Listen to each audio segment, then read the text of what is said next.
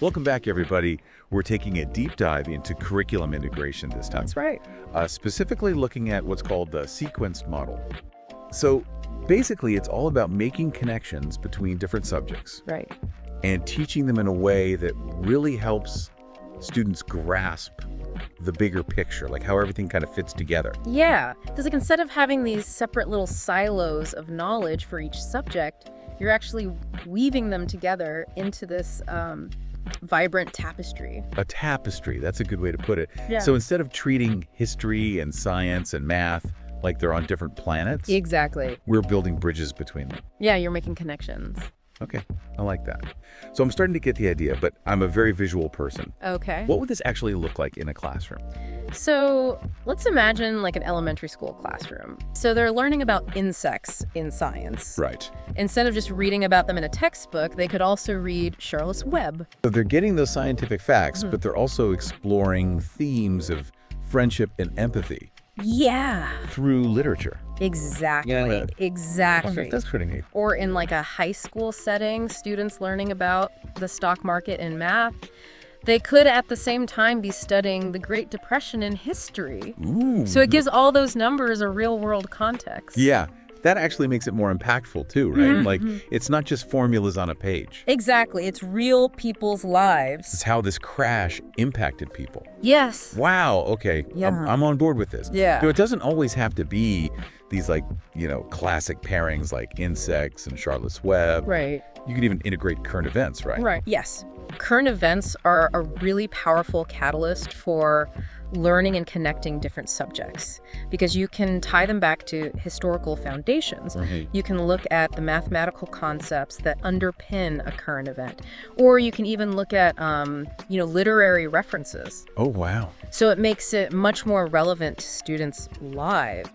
So what's the advantage for the students? I mean, is it just that it's more interesting? I think there are definitely deeper benefits. So when students learn about these related topics across different disciplines, they start to see those connections. So you get this deeper level of understanding. So it's not just rote memorization. It's about really getting how the world works. Yeah. Like they're not learning things in isolation. Right. They're developing critical thinking skills. Yes. They can apply this knowledge in different situations. Exactly. It's like building this mental framework where the information's all interconnected. Yeah. It makes the learning more transferable to real life situations. But let's be realistic. Is there a catch? What are some of the downsides? I mean, well, one of the biggest challenges is that it really requires this shift in mindset, and a willingness to collaborate. Okay. Teachers need to be open to working with their colleagues across disciplines. Right. Which yeah. can sometimes mean giving up a little bit of autonomy in terms of how they plan their curriculum. Teachers might need to adjust the pace of their lessons to match up with what their colleagues are doing. Okay. Or even rearrange units that they've been teaching for years, maybe, to align with what's going on in another classroom. And then you add in current events, it adds another layer of complexity. Teachers have to be really flexible and adaptable. Okay. I can see how this would be daunting. So it sounds like to do this well, you need a lot of planning. You need a lot of collaboration.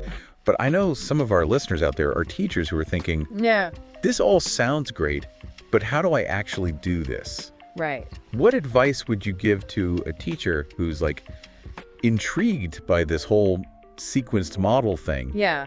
but maybe feeling a little overwhelmed? First of all, don't try to do everything at once. Okay. Start small.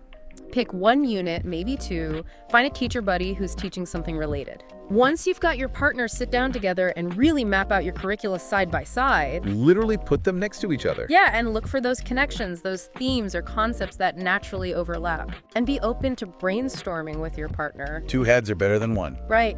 You might come up with something amazing that you never would have thought of on your own.